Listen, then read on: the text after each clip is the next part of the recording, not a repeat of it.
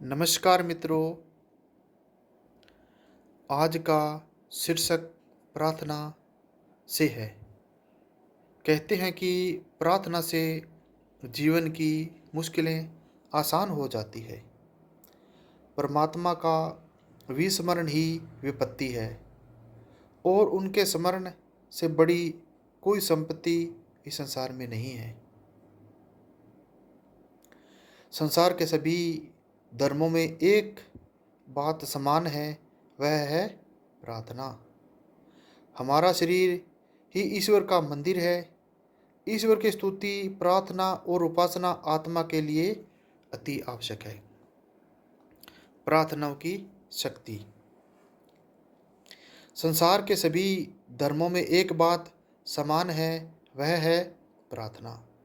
प्रार्थना किसी भी मनुष्य के जीवन के लिए एक बड़ी साधना है। यह जब एकांत भाव और भावपूर्ण हृदय से की जाती है तो एक अद्भुत आनंद की अनुभूति होती है। एकांत में भक्त अपने मन की बात ईश्वर से कर सकता है, क्योंकि उसके प्रभु उसके अंदर ही विराजमान है। हमारा शरीर ही ईश्वर का मंदिर है। मन की बात केवल ईश्वर ही सुनता है, कोई दूसरा नहीं। श्रेष्ठ महापुरुष बताते हैं कि भक्त को निस्वार्थ और विनम्र होना चाहिए। प्रार्थना वह है जो भावपूर्ण हृदय से निकलती है।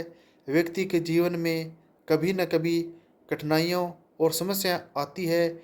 ऐसे समय में जब हमें किसी दिशा में कोई मार्ग नहीं सूझता तो ईश्वर से प्रार्थना करने पर मार्गदर्शन होने लगता है। महापुरुषों और सभी श्रेष्ठों ने प्रार्थना की शक्ति से ही कई कठिनाई जीवन की कई कठिनाइयों परिस्थितियों पर विजय प्राप्त कर ली थी। महापुरुषों ने कहा और हमारे शास्त्रों में भी कहा गया है कि जैसे शरीर के लिए आहार की आवश्यकता होती है, उसी प्रकार ईश्वर की स्तुति, प्रार्थना, उपासना आत्मा के लिए अति आवश्यक है। आगे हम प्रार्थना के बारे में बात करते हैं। कहते हैं कि प्रार्थना अंतःकरण के पवित्र प्रेम को भगवान के प्रति अर्पित करने का सरलतम प्रयोग है। अंततः जो आज प्रार्थना से ही ईश्वर की प्राप्ति होती है और प्रार्थना से ही हमें अपने मार्ग पर चलने की सोची आती है और ईश्वर तक अपनी बात पहुंचाने का कोई साधन है या श्रेय है तो वो प्रार्थना ही है।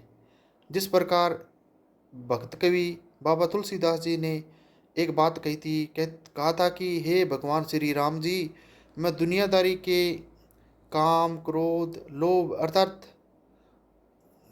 छल कपट, बेईमानी, नाना प्रकार के कुंठा रोगों से ग्रस्त हूँ और मेरी मदद करें। इस प्रकार के बात को उन्होंने एक एप्लीकेशन लिखी, अर्जी लिखी, जिसका नाम था विनय पत्रिका। विनय पत्रिका वो सभी देवी देवताओं को स्तुति की गई। स्तुति के बाद में वो श्री राम तक पहुंची और राम जी ने उस स्तुति को स्वीकार किया, जिसका नाम था प्रार्थना। तो वही बात आज प्रार्थना आप जी के समक्ष प्रस्तुत की। मित्रों, इस प्रकार की नई नई बातें जो आध्यात्मिक से जुड़ी है, जो हमें ईश्वर की ओर ले जाती है और हमें सच्ची शिक्षा देती है और सच्चाई के राह पर चलने के लिए प्रेरित करती है, सच्चाई के रास्ते पर चलने के लिए हमें प्रेरित करती है और न कि किसी पाखंड, ढोंग, वितंडावाद, न किसी छल और कपट से मुक्त सच्ची सच्ची बातें आपके समक्ष ऐसी नए नए शीर्षक के साथ आप जी के पास आती रहेगी। धन्यवाद मित्रों। आज का शीर्षक था जो प्रार्थना। बस ईश्वर की प्राप्ति, ईश्वर से अपने जो भाव रखने हैं या ईश्वर तक अपनी बात पहुंचानी है और अपनी समस्या को ख़त्म करना है, उसको सुनने वाला ईश्वर है, था और रहेगा। यदि मित्रों अपने भाव को ईश्वर तक पहुंचाना है तो उसके लिए एक ही शब्द है, अलग अलग धर्मों में उसे अलग अलग नाम से दिए गए हैं, परंतु मेन जो शब्द है प्रार्थना, अरदास, विनती, यही है जिसका उच्चारण आज अपने इस विचारधारा में किया है। धन्यवाद मित्रों।